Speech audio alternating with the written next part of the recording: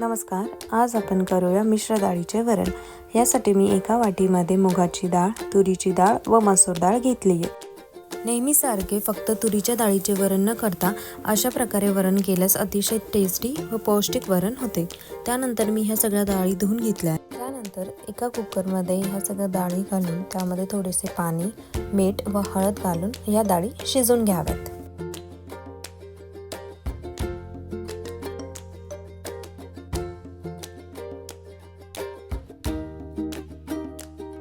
जोपर्यंत सर्व डाळी शिजून तयार होत आहेत तोपर्यंत आपण फोडणीची तयारी करूया। फोडणीसाठी मी इथे 5 ते 7 मिरच्या, 10 ते 12 लसूण पाकळ्या, कांदा व कोथिंबीर घेतली आहे। आपण कोथिंबीर बारीक चिरून घेऊया। मिरच्याही अतिशय बारीक अशा चिरून घ्यायच्या।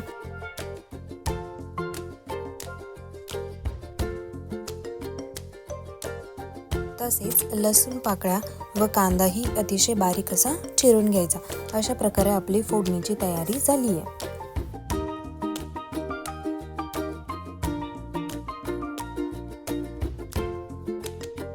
फोडणीसाठी मी एका कढईमध्ये तेल गरम करून घेतले आहे। तेल गरम झाल्यानंतर त्यामध्ये जिरे, मोहरी, बारीक चिरलेला लसूण, बारीक चिरलेल्या मिरच्या तसेच कांदा घालून त्याला आपण व्यवस्थित परतून घेऊया।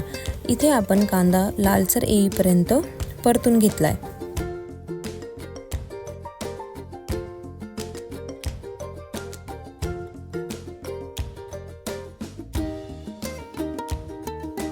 कांदा लालसर परतल्यानंतर त्यामध्ये 1 चमचा किचन किंग मसाला, 1 पॅकेट मॅगी मसाला व 1 चमचा काश्मीरी रेड चिली पावडर घातला।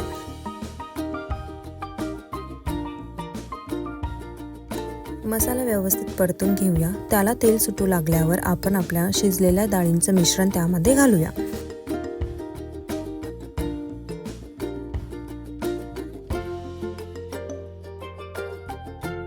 डाळींचे मिश्रण घातल्यानंतर त्यामध्ये आपण पाणी घालूया।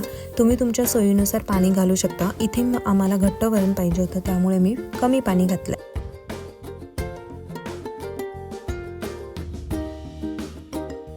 त्यानंतर वरणाला एक उकळी आल्यानंतर आपण त्यामध्ये कोथिंबीर घालून घेऊया।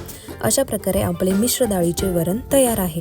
अतिशय पौष्टिक व टेस्टी असे वरण तयार झाले।